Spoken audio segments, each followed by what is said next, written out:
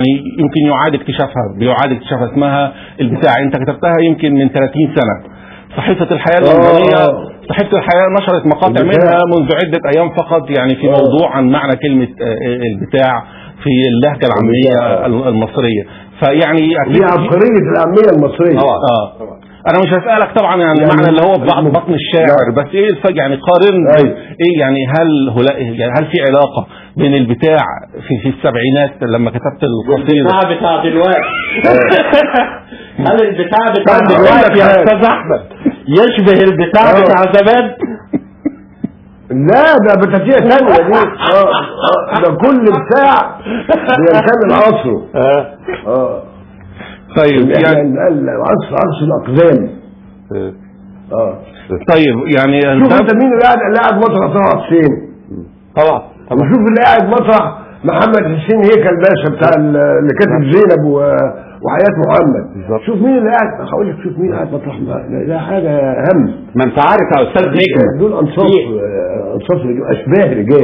طبعا يعني في خبر نقله الاستاذ حسنين كروم النهارده عن ان الاستاذ سعد الصغير مطرب الشعب قرر انه يعمل اغنية للحزب الوطني، لكن المشكلة اللي بتحطه ازاي يدخل راقصة في الاغنية، لان ده يعني هيقلل من جدية الحزب الوطني لمؤاخذة الديمقراطي.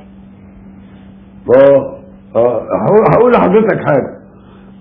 انا سعد الصغير ده انا ما اعرفوش، بس انا عندي يعني ايه نصيحة له. وعايز رقاصة يغني ويصور كل اعضاء مجلس الشعب كلهم دول فرقة رقص.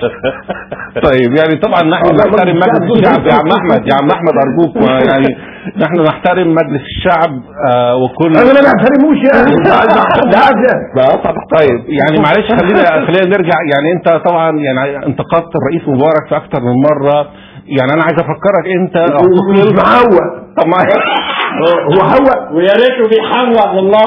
طب معلش خليني اسالك انت يعني ارجوك، يعني انت اعتقلت في عهد الرئيس عبد الناصر واعتقلت في عهد الرئيس سادات اكثر من مره.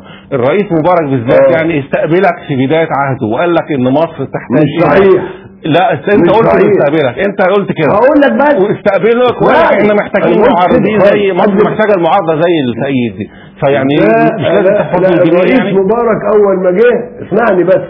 الرئيس مبارك اول ما جه افرج عن جميع المعتقلين السياسيين ما عدا انا. مش فاهم كان يعرفني انا الوحيد اللي فضلت وكلهم خرجوا. طيب هم كان موقفهم ايه يا عم احمد من كده؟ بس يعني ليه ما طلبوش بالافراج عن احمد فؤاد نجم بما ان تم الافراج عنه؟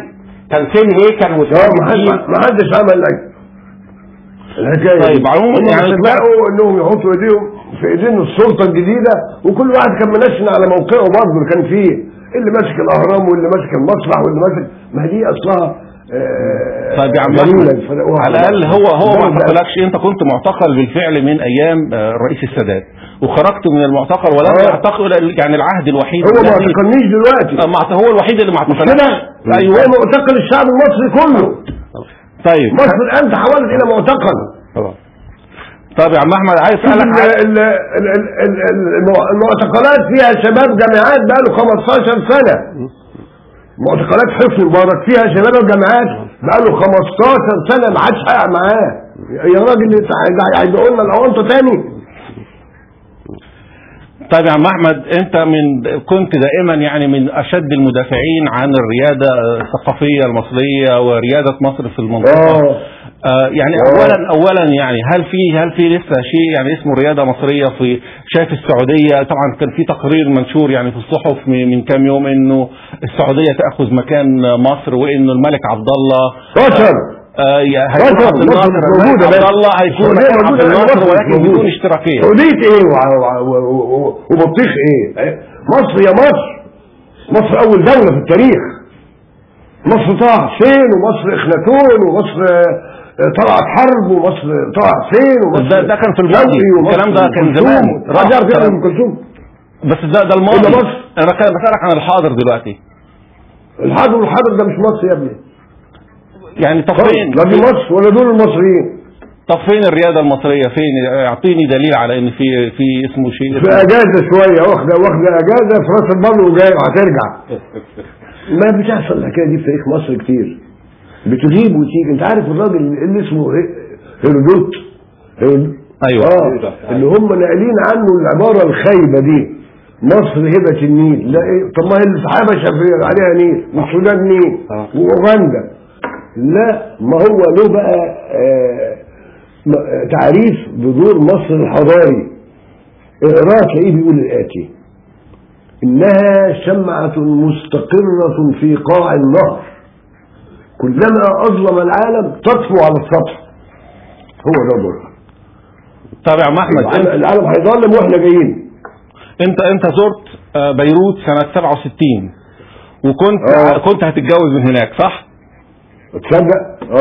والمرحوم يوسف السباعي حسب اتهاماتك له يعني ان هو اتدخل وفشكل الجوازه، وقال لهم ده واد نصاب. انا ما قلتلهمش ان انا ملياردير، قلت لهم انا بشتغل عند يوسف السباعي وانا بشتغل عنده. قال لهم لا. طيب المهم السؤال يعني ان هم بيتهموك زي ما انت اتهمت كده المرحوم يوسف السباعي، هم كمان بيتهموك ان انت يعني سبب يعني دفاعك عن الوحده العربيه، ان كل بلد انت عربي تروح عايز تتجوز منه. ما ده تعليق للوحده العربيه، فهو ده سبب يعني كلامك على الوحده العربيه. مش بقبض. هل لسه غيري بيقبض؟ انا بتجوز. طب ما انا بمارس الوحده العربيه اهو، لو وحش. طيب يعني هل لسه في شيء اسمه الوحده العربيه؟ هل ده لسه يعني حلم ولا وهم بقى؟ ولا يعني دلوقتي احنا عندنا دول مفككه او شبه مفككه، يعني شوف السودان، شوف العراق، يعني همنا دلوقتي نحافظ على وحده كل بلد عربي.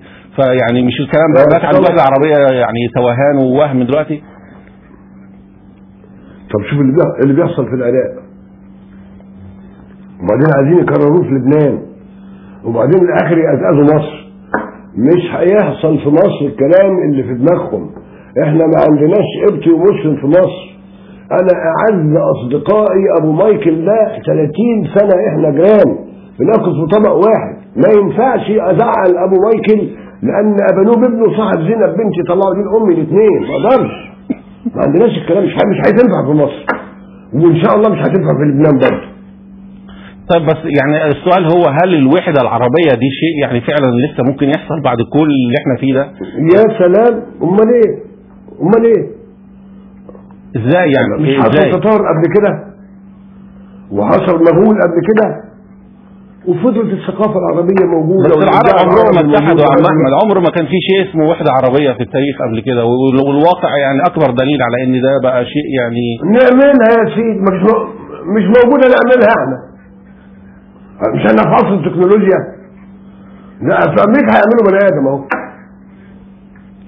طيب دلوقتي انت الاول اتكلمت على موضوع شرم الشيخ، ودلوقتي في حمله في الصحف المصريه ضد الاستاذ الكبير محمد حسنين هيكل بسبب تصريحاته مؤخرا لروبرت فيسك بتاع جريده الاندبندنت البريطانيه، انه قال ان الرئيس مبارك حسب كلامه ورايه طبعا اللي يخصه يعني ان الرئيس مبارك عايش في عالم من الخيال في شرم الشيخ. فيعني ده صحيح. طيب دلوقتي ايه الحل في موضوع انا طول عمري يا خالد، طول عمري كنت ضد هيكل فيما عدا الموضوع ده. انا معاه. ليه بقى معاه يعني؟ لان ده صحيح. طب وايه يعني ايه المشكله ان الرئيس يقعد في اي مدينه في مصر؟ يعني ايه قاعد في الخيال. ما يروح يعمل دوله في شرم الشيخ. اولا شرم الشيخ تجيها تماس مع اسرائيل، مع عدونا الحقيقي. يشوف يطلعوا فوق ينزلوا تحت.